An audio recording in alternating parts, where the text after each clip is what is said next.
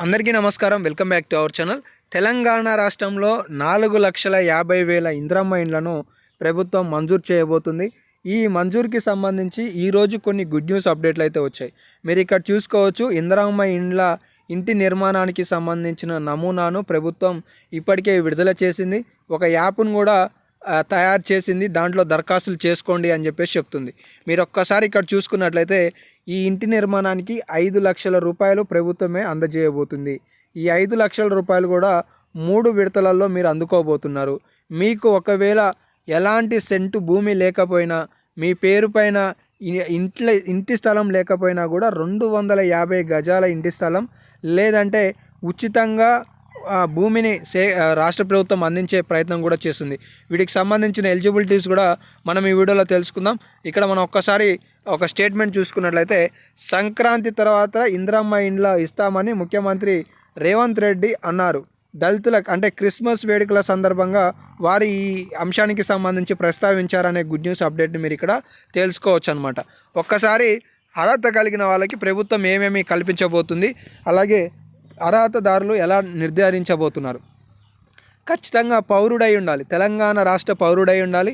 అలాగే తన పేరుపై ఇల్లు కానీ భూమి కానీ కలిగి ఉండొద్దు అని చెప్పేసి చెప్తున్నారు. పూర్వీకుల ఆస్తి కూడా పొందికూడి ఉండొద్దు అని చెప్పేసి కూడా చెప్తున్నారు అనమాట. అంటే మీ పేరుపై ఒక కుంట అంటే పంట రైతు భరోసా రాకుంటే ఉండాలి అని చెప్పి చెప్తున్నారు. రాష్ట్రంలో ఆర్థికంగా వెనుకబడిన వర్గాలకి ఈ పథకానికి దరఖాస్తు చేసుకోవడానికి అర్హులు. అంటే రాష్ట్రంలో వెనుకబడిన ఆర్థికంగా అంటే బిలో పావర్టీ లైన్ అనమాట. ఇప్పుడు తాజాగా కూడా 1,50,000 నుండి 2 లక్షల రూపాయలకి సంబంధించి మనకి ఇన్కమ్ ఏదైతే ఉంటుందో క్యాస్ట్ ఇన్కంలో ఇన్కమ్ ఇస్తారు కదా, దానికి సంబంధించి బిలో పావర్టీ లైన్కి దిగువన ఉన్న వాళ్ళందరూ చేసుకోవచ్చు అనమాట. ఒకవేళ ఉద్యమకారులకి కూడా 250 గజాల భూమిని ప్రభుత్వమే ఇవ్వనున్నట్లుగా కూడా సమాచారం తెలుసుకోవచ్చు. అర్హత కలిగిన వ్యక్తికి భూమి, అలాగే ఆర్థిక సాయం కింద 5 లక్షల రూపాయలు, అలాగే ఉద్యమకారులకి 250 గజాల ఇండ్లు అనేది ఇక్కడ స్టేట్మెంట్ చూసుకోవచ్చు. దీనికి సంబంధించిన భాగంలోనే నిన్న పొంగులేటి శ్రీనివాసరెడ్డి గారు ఇండ్ల నమూనాకి సంబంధించి కల్లూరులో శంకుస్థాపన చేయడం జరిగింది.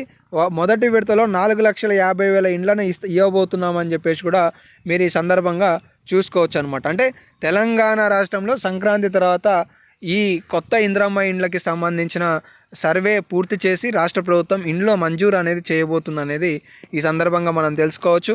మీరు కామెంట్ సెక్షన్లో కామెంట్ చేయండి. ఇప్పటివరకు మీ ఊర్లో సర్వే జరిగిందా, మీరు పాల్గొన్నారా, పాల్గొనలేదా? పాల్గొంటేనేమో ఎస్ అని చెప్పి, పాల్గొనకపోతేనేమో నో అని చెప్పి కామెంట్ చేయండి. ఇవైతే కొన్ని లేటెస్ట్ అప్డేట్స్ ఉన్నాయి. మన ఛానల్లో ఏ ఒక్క అప్డేట్ వచ్చినా మీకు తెలియజేస్తుంటాను కాబట్టి మిస్ కావద్దు అనుకుంటే సబ్స్క్రైబ్ చేసుకొని ఫాలో అవుతుండండి. ధన్యవాదాలు.